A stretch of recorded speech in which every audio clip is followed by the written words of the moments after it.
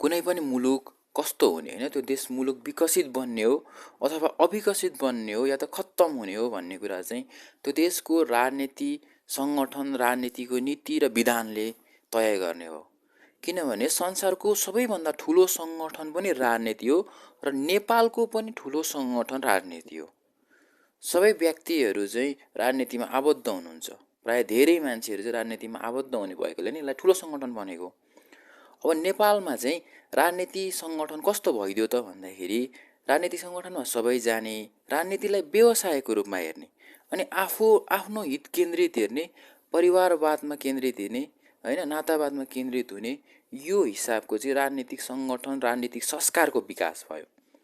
राजनीतिक दलले पनि हाम्रो खर्चिलो निर्वाचन प्रणाली छ, यसले गर्दाखेरि उसले पनि टिकट दिने बेलामा चाहिँ एउटा व्यवसाय गर्ने मान्छेलाई होइन अकुत सम्पत्ति जसरी गलत बाटोबाट भए पनि कमाउनु पर्यो उसलाई दिने, अनि तपाईँको ठेकदारहरूलाई चाहिँ टिकट दिने होइन, अनि उसले चाहिँ भोलि निर्वाचित भएर गएपछि जनताको लागि देश हितको लागि चाहिँ नीति बनाउने भयो।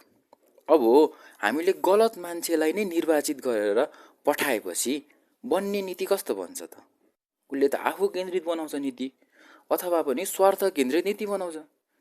अब नीतिबाट समृद्धिमा जाने हो र नीतिले नै देश विकास गर्ने हो भने त त्यो नीति बनाउने ठाउँमा सही व्यक्ति पठाउनु पर्यो नि त होइन।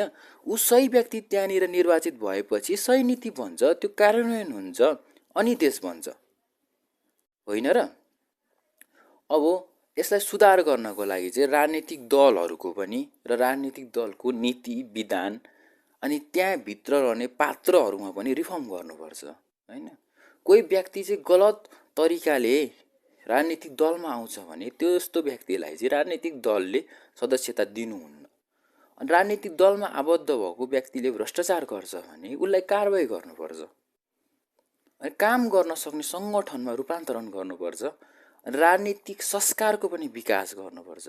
अब अहिले जे कुरालाई पनि राजनीतिक फन्डा बनाइदिने होइन, असललाई पनि खराब खराबलाई पनि असल बनाउने यो राजनीतिक संस्कार होइन। एउटा सबल लोकतन्त्र भन्ने सबल लोकतन्त्रको निर्माण गर्नुपर्छ, त्यसले चाहिँ सहीलाई सही गलतलाई गलत भन्न सक्ने राजनीतिक संस्कारको विकास भएपछि अनि बल्ल देश बन्ने हो।